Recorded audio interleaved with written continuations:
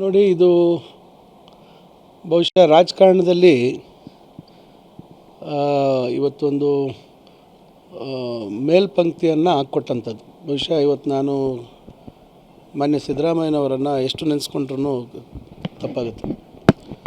ಏಕೆಂದರೆ ಒಬ್ಬ ಜವಾಬ್ದಾರಿಯುತ, ಒಬ್ಬ ಸುದೀರ್ಘ ರಾಜಕೀಯ ಅನುಭವ ಇರ್ತಕ್ಕಂಥ ನಾಯಕನ ತೀರ್ಮಾನ ಯಾವ ರೀತಿ ಇರ್ತದೆ ಅಂತಕ್ಕಂಥದ್ದು ಇವತ್ತು ರಾಜ್ಯಕ್ಕೆಲ್ಲ ಇಡೀ ದೇಶಕ್ಕೆ ಮಾದರಿಯಾಗಿರ್ತಕ್ಕಂಥ ಒಂದು ತೀರ್ಮಾನ.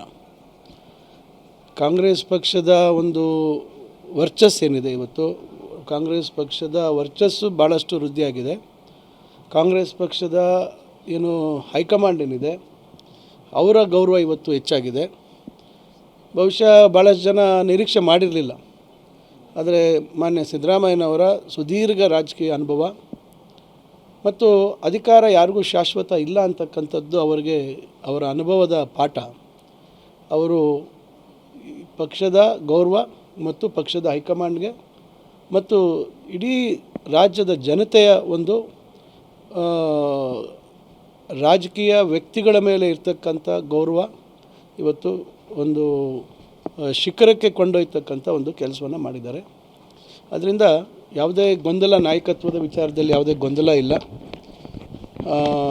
ಶಾಸಕಾಂಗ ಪಕ್ಷದ ಸಭೆ ಆಗುತ್ತೆ. ಅಧಿಕೃತವಾಗಿ ಮಾನ್ಯ ಡಿ ಕೆ ಶಿವಕುಮಾರ್ ಅವರು ಈ ರಾಜ್ಯದ ಮುಂದಿನ ಮುಖ್ಯಮಂತ್ರಿ ಆಗ್ತಕ್ಕಂಥದ್ದಕ್ಕೆ ಯಾವುದೇ ರೀತಿ ಅಡ್ಡಿ ಆತಂಕಗಳಿಲ್ಲ.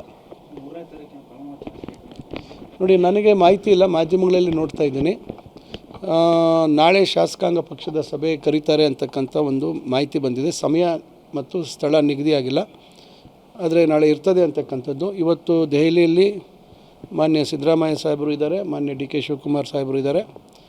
ವರಿಷ್ಠರನ್ನು ಭೇಟಿ ಮಾಡಿದ್ದಾರೆ ಈಗಾಗಲೇ. ಬಹುಶಃ ಸಂಜೆ ಒಳಗೆ ಅವರು ವಾಪಸ್ ಆಗ್ತಾರೆ.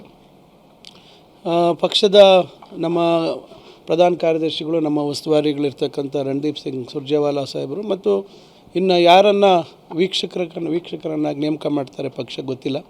ನಾಳೆ ಶಾಸಕಾಂಗ ಪಕ್ಷದಲ್ಲಿ ಅಧಿಕೃತವಾಗಿ ನಾಯಕನ ಆಯ್ಕೆ ಆಗುತ್ತೆ ಮತ್ತು ರಾಜ್ಯಪಾಲರಿಗೆ ಹಕ್ಕೊತ್ತಾಯವನ್ನು ಸರ್ಕಾರ ರಚನೆ ಮಾಡುವಂಥ ಹಕ್ಕೊತ್ತಾಯವನ್ನು ಮಾಡುವಂಥ ಕೆಲಸ ಆಗುತ್ತೆ. ಬಹುಶಃ ಆಗ ಸಮಯ ಯಾವ ತಾರೀಕಿನಂದು ಪ್ರಮಾಣ ವಚನ ಸ್ವೀಕಾರ ಮಾಡ್ತಾರೆ ಅಂತಕ್ಕಂಥದ್ದು ಗೊತ್ತಾಗುತ್ತೆ. ಸಾಕಷ್ಟು ಅಂದರೆ ದಲಿತ ಸಿ ಎಂ ಬಗ್ಗೆ ಚರ್ಚೆಗಳಾಗ್ತಾ ಇದ್ವು. ಈ ಸರಿ ಬೇಕೇ ಬೇಕನ್ನುವಂಥ ಒಂದು ಒತ್ತಾಯ ಕೂಡ ಕೇಳಿ ಬರ್ತಾ ಇತ್ತು ಸರ್. ನೋಡಿ, ಈಗ ರಾಜಕೀಯ ವ್ಯವಸ್ಥೆಯಲ್ಲಿ ಎಲ್ಲರಿಗೂ ಒಂದು ಸ್ಥಾನಮಾನ ಅಥವಾ ಒಂದು ಉನ್ನತ ಒಂದು ಅವಕಾಶಗಳನ್ನು ಕೇಳ್ತಕ್ಕಂಥದ್ದಕ್ಕೆ ಎಲ್ಲರೂ ಮುಕ್ತರಾಗಿದ್ದಾರೆ.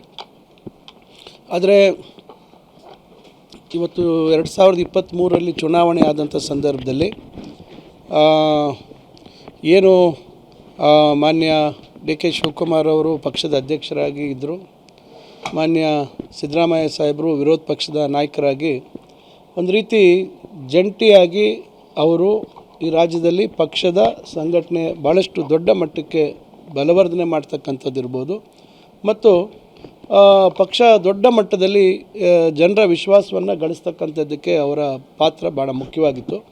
ಬಹುಶಃ ಆ ಸಂದರ್ಭದಲ್ಲಿ ಮಾನ್ಯ ಸಿದ್ದರಾಮಯ್ಯ ಸಾಹೇಬರು ಮುಖ್ಯಮಂತ್ರಿ ಆಗ್ತಕ್ಕಂಥ ಸಂದರ್ಭದಲ್ಲಿ ಬಹುಶಃ ಕಾಂಗ್ರೆಸ್ ಪಕ್ಷದ ಹೈಕಮಾಂಡ್ ಮುಂದೆ ಶಿವಕುಮಾರ್ ಅವರಿಗೆ ಅವಕಾಶ ಮಾಡಿಕೊಡ್ಬೇಕು ಅಂತಕ್ಕಂಥ ತೀರ್ಮಾನವನ್ನು ಮಾಡಿದರು ಅಂತ ಕಾಣ್ತದೆ. ಇವತ್ತು ಅದರಂತೆ ಈಗ ನಡೆದಿದೆ. ಬಹುಶಃ ಮುಂದಿನ ದಿನಗಳಲ್ಲಿ ಪಕ್ಷ ಅವಕಾಶಗಳನ್ನು ಎಲ್ಲರಿಗೂ ಕೊಡುವಂಥದ್ದು ಮಾಡ್ತದೆ. ಅಂದರೆ ಈಗ ಡಿ ಕೆ ಶಿವಕುಮಾರ್ ಅವರ ಹೆಸರು ಪ್ರಸ್ತಾಪಕ್ಕೆ ಯಾವುದೇ ನಾಯಕರ ವಿರೋಧ ಅಪಸ್ವರ ಇಲ್ಲ. ಖಂಡಿತ ಇವತ್ತು ಯಾವುದೇ ನಾಯಕರು ಕಾಂಗ್ರೆಸ್ ಪಕ್ಷದಲ್ಲಿ ಶಿವಕುಮಾರ್ ಸಾಹೇಬರ ಒಂದು ಹೆಸರಿಗೆ ಯಾರೂ ವಿರೋಧ ಇಲ್ಲ.